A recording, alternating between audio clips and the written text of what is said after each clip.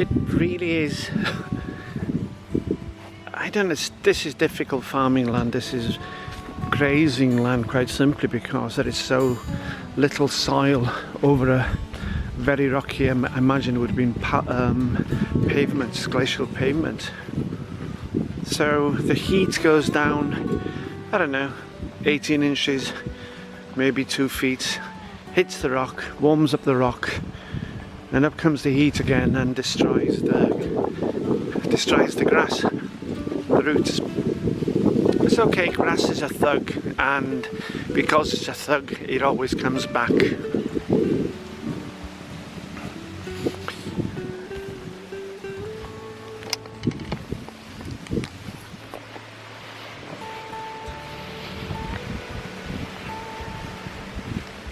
The heat wave continues, and I'm so glad about that. We got another week, just turned up from nowhere, and about that I'm so happy. So one of the things I've done this morning, as my face melts with age and exhaustion and fatigue, is that I sunbathed. I sunbathed for half an hour on my back, half an hour on my front, and because I live in the middle of nowhere, there are certain liberties I could take that maybe not necessarily possible in a council house estate, unless you want a bit of a name for yourself.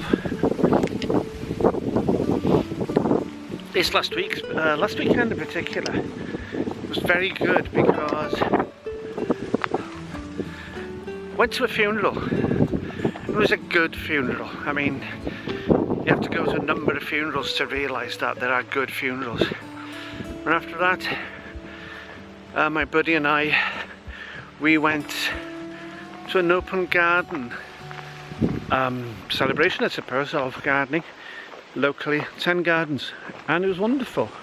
And I love going there because people are interesting, and you see how dedicated people are to achieving things in their life, in their retirement. And also a Victoria sandwich and a cup of tea. And we achieved all of that, made all 10 gardens, even though we were in a bit of a mad rush to get from the funeral, change, and then set out again. Funerals are good because you celebrate the life of a person. In this case, it was a pretty complicated life of the son of a friend. Didn't know him at all. But it reminds you that you have to make yourself a priority in your own life. Some people forget this, and if you don't watch it, I've fallen into this hole myself, a trap where you become addicted to helping people. They look at your face and they see the face of their immediate emergency service. Funerals stopped me doing that. I've now got the face, I think I mentioned it before, of I have every confidence that you can manage. It's my time, as my auntie said. Doesn't mean I step away from friends when they're in difficulty. Hang on, here comes Biggles. Let's see if this noise is going to be disruptive. We'll just let it pass. So, that's what I do. I will help people in great need if they're close, but the thing about being an instinctive helper is that you can fall prey to traps of narcissists, and I've worked with narcissists. Keep going on about it probably, but it's a life lesson, and one I don't mind sharing, is that you can get trapped by good manners. Well, please do it. I need your help. You're the best. You know, such like this. But you know, that's where you learn to have the emergency service face. Anyway, that's gone. And funerals, good funerals remind me of that. I know somebody, he's been to about 20 funerals this last year. He's 80 himself, and what they do is they go for the food. They go for the food, and one gentleman, red hair, big chubby guy with a bike, he used to get to the food before anybody else. It's just that he would, I don't know, he knew shortcuts to everywhere, and would get there on his bike and would be sitting there munching away by the time you got there. This was a complicated funeral because it was a very hot day. The chapel was full, and the person who had passed on, died, however you wish to describe it for your own sensibilities, he had a complicated life because, let's say, a number of decades in his life, he had fallen into an illness, an addiction, and it became the way he lived his life. And it's very difficult for his family and his friends because they remembered him from childhood as being an extraordinary young man, very clever. And his life had ended up being stagnant, I suppose, stagnated by the addiction, the illness. But everybody turned up from his childhood, everybody in their 50s, apart from me, in my 40s. And they were very eager to remember him as the person he was, the mischief. As a child, the very clever kid, the guy who could do anything, probably had a very good future. And everybody was there in their suits on a very hot day, black suits. The chapel was full. It was full of laughter as well, as people remembered his stories. Celebrants, not a vicar, not a minister. And he was so skilled, weaving the negative side with the positive. And I think we all left at the end of it, especially the father, we all left at the end of it with a sense that he had been rehabilitated. Maybe that's the way I'm describing it, I'm not sure. But he had been rehabilitated, and at the very end, the person that they will remember from now on is the person of childhood and kindness and intelligence, and the addiction was dismissed, not diminished, shall we say. And everybody was so happy afterwards. It was a good funeral where somebody they loved and cared for and feared lost, in their own minds, through the words of a celebrant, he had been redeemed. And that's how they move on. And the father, who didn't know what sort of funeral it was going to be, was delighted that so many people he respected turned up for him, but mostly for the son. Anyway, that's what I did first part of Saturday, and I admit it was a good funeral. I've become like a cat.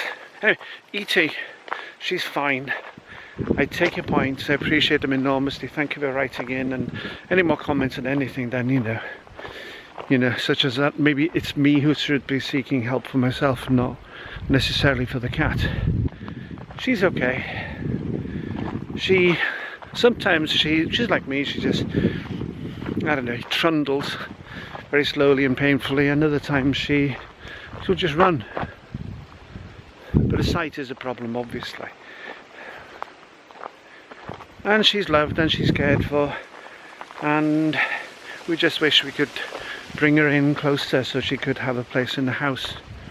And that would change the situation if we could only establish that trust beyond trusting that food will always be available to her on demand. So thank you very much for writing about that. And cats are great. Cats are focused, and I think the word I'm looking for here is entirely selfish. You know, they only care about you if you're collapsed on the floor and you can't give them food. They'll nudge you and push you, and then I suppose they'll just get on the phone and find another home for themselves. I'm convinced that Shadow, before, I've told you before, when I wasn't around, he was on the phone to the bookies. Look at this. Still growing. I know we're going to get some rain next weekend of next week, which is about a week and a half away. And what that means is the lushness of this place will be overwhelming. I'll be lucky to find the track.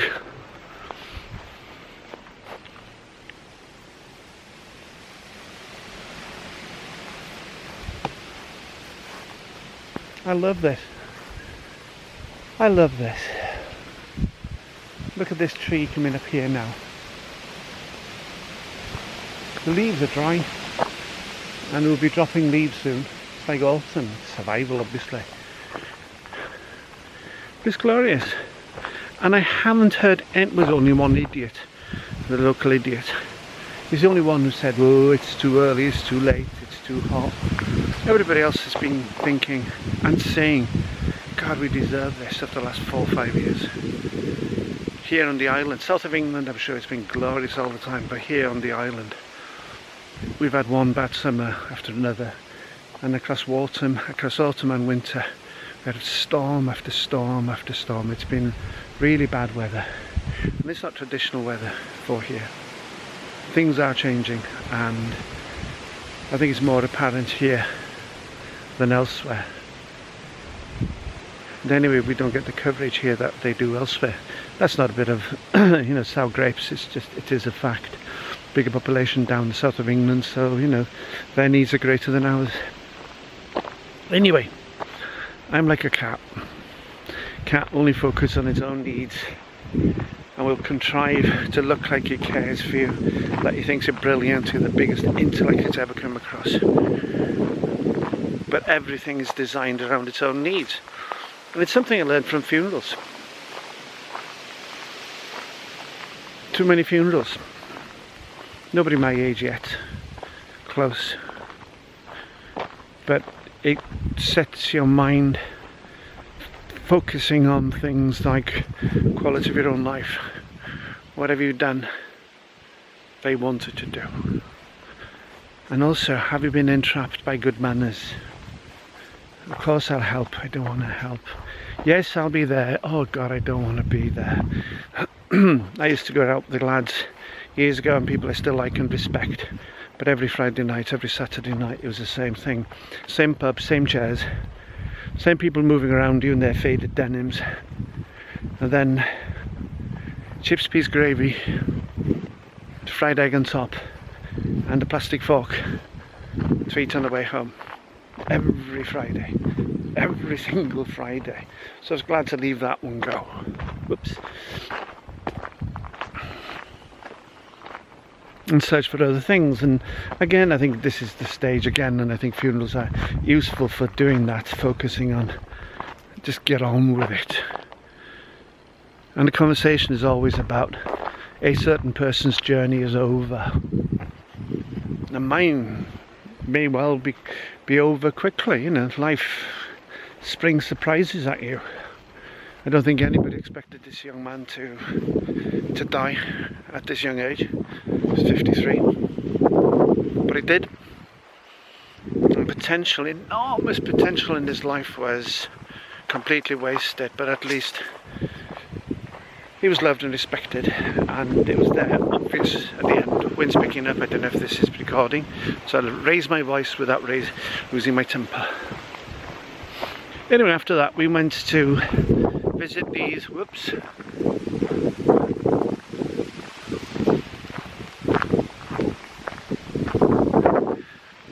after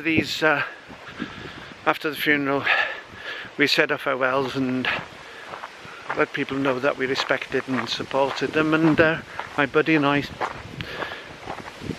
we went, changed, drove across the island to these gardens, and it was bloody marvellous how people can be so dedicated and organised in early retirement and achieve such wonderful things. Some gardens were massive and open and taking advantage of the fact that it was a rocky part of the world, and they didn't fight it, they went with it. Where are we now? Back in the darkness. Yeah,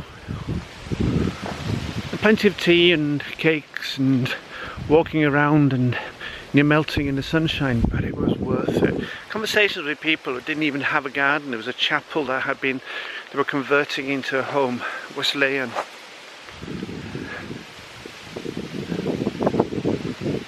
The garden had begun. They cleared it. Apparently it took 6 months to clear it, and we could see why.